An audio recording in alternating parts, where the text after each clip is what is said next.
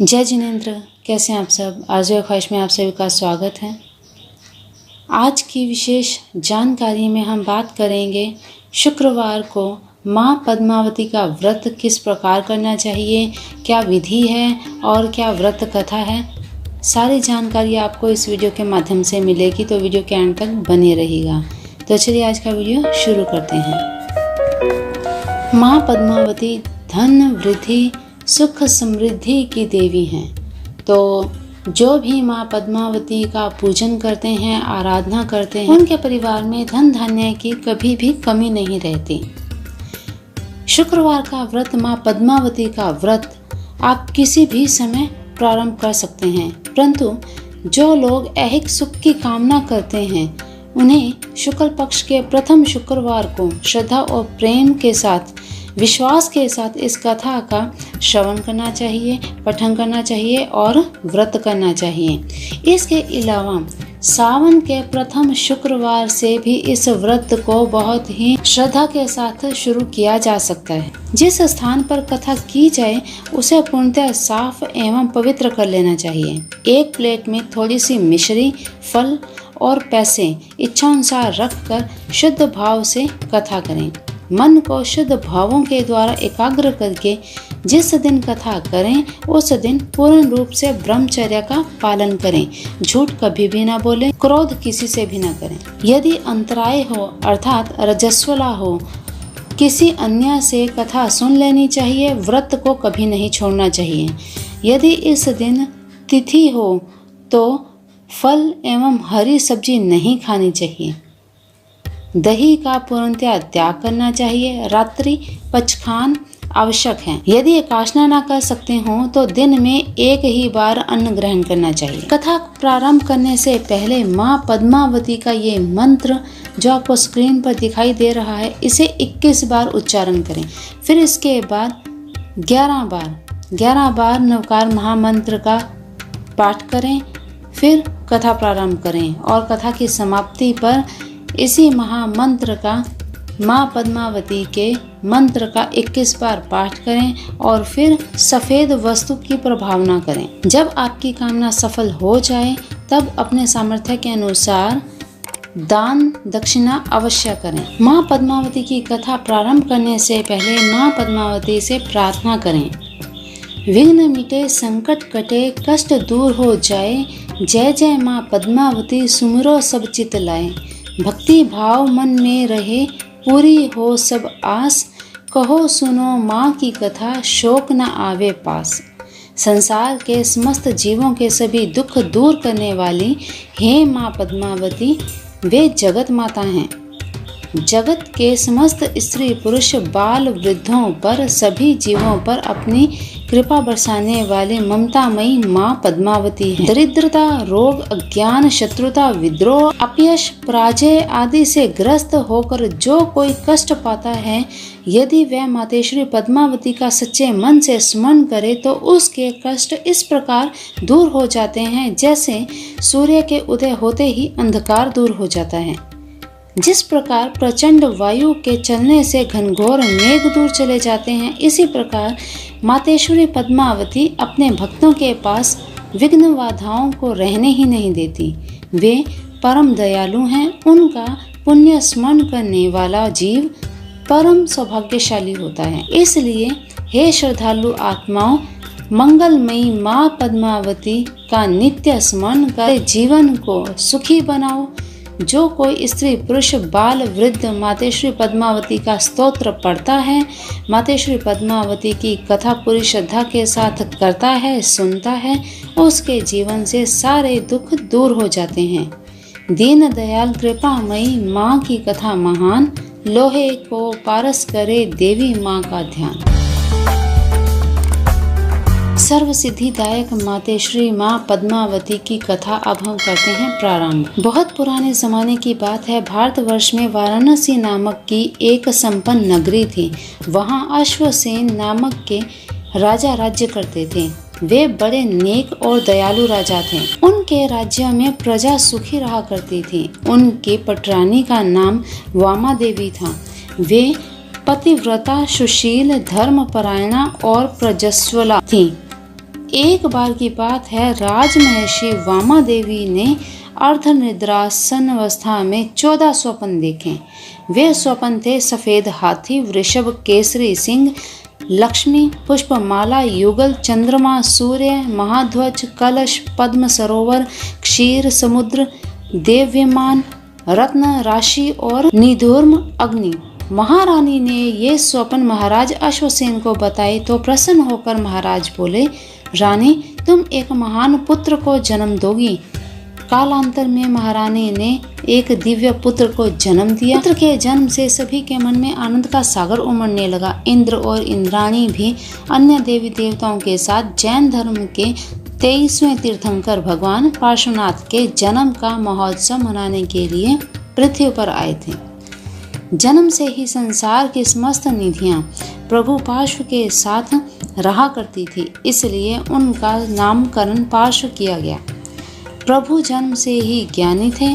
उन्हें जन्म से ही 3 ज्ञान, मति ज्ञान, श्रुत ज्ञान और अवधि ज्ञान प्राप्त थे। राजकुमार पार्श्व सभी के हृदय सम्राट बनते हुए बड़े होने लगे। जब वे युवा हुए तो वाराणसी नगरी के बाहर का मठ नाम का एक तापस आया। वह अपने चारों ओर अग्नि जलाकर कठोर तप किया करता था।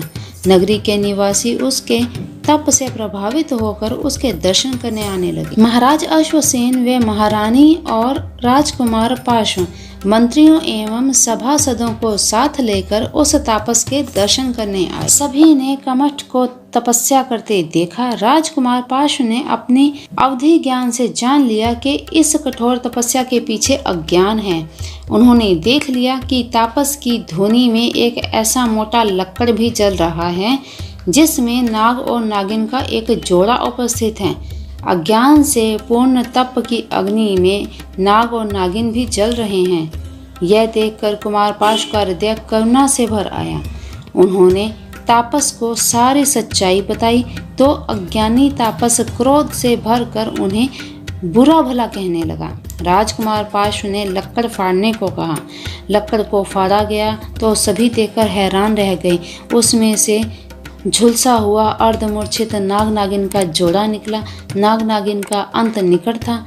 कुमार पार्श्व ने उन्हें महामंत्र नमोकार सुनाया और उसी की शरण लेने को कहा। इससे नाग नागिन के पापों की आग शांत हुई। महामंत्र का उच्चारण करते करते दोनों ने धर्म की शरण में आकर देह छोड़ दी। नाग योनि से मुक्त होकर दोनों धर्मेंद्र और पद्मावती नाम के देवी देवता के रूप में उत्पन्न हुए। उधर तापस अपमान की आग में जलता हुआ वाराणसी नगरी से चला गया। क्रोध और अज्ञान उसके साथ अंत तक रहे। मृत्यु के बाद वह मेघमाली नाम का देव बना। राजकुमार पार्श्व ने संसार को असार जान समस्त वैभव का त्याग कर दिया। मुनि दीक्षा लेकर वे वनों में ध्यान और तप करने लगे। मेघमाली देव ने एक बार आकाश मार्ग से जाते हुए पार्श्वनाथ को जंगल में एकांत में तपस्या करते देखा। उसने सोचा कि वाराणसी में हुए अपमान का बदला लेने के लिए ये अच्छा अवसर है। पहले उसने हाथी का रूप बनाया और ध्यानरत पार्श्व को सूंड से उठाकर पटकने और पांव तले रोंदने का भय दिखाने लगा, परंतु पार्श्वनाथ अचल थे। उसने सिंह के रूप में तीखे पंजों और दांतों से उसकी देह को क्षत विक्षत किया।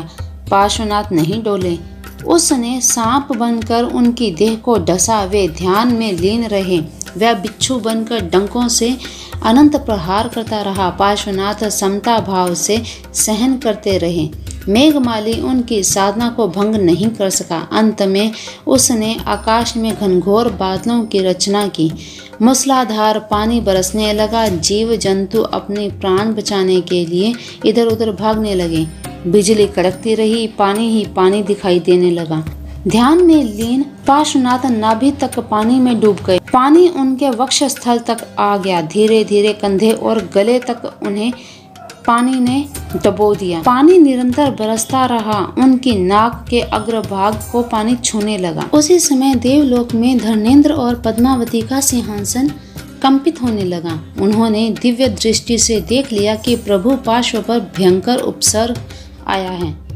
मेघमाली को पैदा किए हुए संकट में प्रभु पूरी तरह डूबने ही वाले थे। उसी क्षण देवी पद्मावती और देव धर्मेंद्र नाग नागिन के रूप में पृथ्वी पर आए। देव धर्मेंद्र ने 7 फनों का विशाल छत्र बनाकर प्रभु के सिर पर बरसते हुए पानी को रोक दिया। देवी पद्मावती ने सर्प कुंडल का आसन बनाकर ध्यान में लीन प्रभु को पानी की सतह से ऊपर उठा लिया। मूसलाधार वर्षा तब भी होती रही, परंतु अब उसका कोई प्रभाव प्रभु पर नहीं हो रहा था। देवी पद्मावती और देव धर्मेंद्र की शक्ति के सामने मेघमाली टिक नहीं पाया। वह अपनी माया समेट कर भाग खड़ा हुआ। पानी घट गया, संकट मिट गया, उपसर्ग मिट गया। प्रभु पार्श्वनाथ को केवल ज्ञान प्राप्त हुआ। देवी पद्मावती और देव धर्मेंद्र ने अन्य देवी देवताओं के साथ आकाश से उन पर सुगंधित फूलों की वर्षा करते हुए उनका अभिनंदन किया। बोलो प्रभु पार्श्वनाथ की जय, बोलो कल्याणकारी देव धर्मेंद्र की जय, बोलो मंगलमयी माँ पद्मावती की जय। प्रभु पार्श्व का आसन बनकर देवी पद्मावती की तीनों लोकों में जय जयकार होने लगी। उनके नाम की महिमा अपार हो गई। संसार को ममतामयी माँ पद्मावती की शक्ति और महिमा का ज्ञान हुआ। सर्वत्र ही उनकी पूजा अर्चना होने लगी। देवी पद्मावती ने दयालु हृदय से कहा, जो भगवान पार्श्व को याद करेगा, मैं उसी पल उसके सभी संकटों का निवारण करूंगी। देवी पद्मावती की अपार महिमा को सुनकर निर्धनों के, कोढ़ियों के, संतानहीनों के, अज्ञानियों के, रोगियों के और दुखियों के सब संकट दूर हो गए। पूरी सृष्टि में अकेली देवी पद्मावती ही ऐसी थी जिन्हें किसी तीर्थंकर का आसन बनने का सौभाग्य प्राप्त हुआ।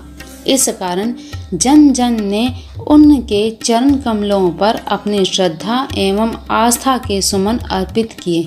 देवी माँ पद्मावती के सुमिरन से निर्धनों को धन मिला, रोगियों ने स्वास्थ्य पाया, अपयश भोगने वाले सम्मानित हुए, संतानहीनों को श्रेष्ठ संतान मिली, अज्ञानियों ने ज्ञान का उजाला प्राप्त किया, बिगड़े भाग्य संवर गए और दुखियों पर सुख बरसने लगे। खाली झोली को भरे जो भी ध्यावे नाम, माता पद्मावती दे मनवांछित परिणाम। तन मन जीवन के सभी पूरे होवे काम, जय माँ पद्मावती सब सुखों की धाम। माँ पद्मावती व्रत कथा समापन करने के पश्चात देवी पद्मावती स्तोत्र करें, फिर इसके पश्चात माँ की आरती करें। आरती अगर आपके पास हो तो आप वे करें, नहीं तो यहाँ पे भी आपको स्क्रीन पर आरती दे रही हूँ। ये आरती भी आप 2 प्रकार की आरती हैं, तो ये आरती भी आप कर सकते हैं। तो ये था पूरा वृतांत माँ पद्मावती के व्रत कथा और विधि का। तो माँ पद्मावती के दोहे के साथ वीडियो का समापन करते हैं। आप सभी पर माँ पद्मावती की कृपा बनी रहे। अपार श्रद्धा के साथ व्रत कीजिए, आपकी सभी मनोकामनाएं पूर्ण अवश्य होंगी।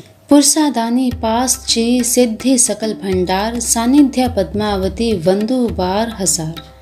माता तू ही सरस्वती काली का अवतार, लक्ष्मी का भी रूप है जगदम्बा जगसार। तू ही जय जय वाहिनी विजया अजय मात, अलबेली अपराजिता जग में है विख्यात। तू कल्याणी कामदा सर्व मंगल भंडार, भव्य महाभुवनेश्वरी दुष्ट दमन करनार। श्री ही धृति मति कीर्ति कांति शांति अनूप, सिद्धि दायिनी श्यामला विद विद तेरा रूप। पूर्ण तू परमेश्वरी धक धक ज्योत ज्वाल, त्रिपुरा बाला सुंदरी काटे कष्ट कराल।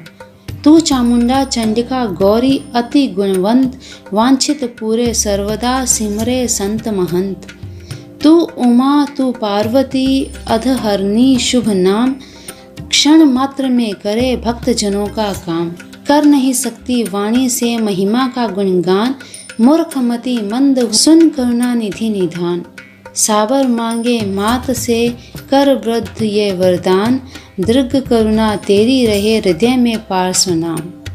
जय देवी पद्मावती, जय देव धर्मेंद्र, जय प्रभु पार्श्वनाथ।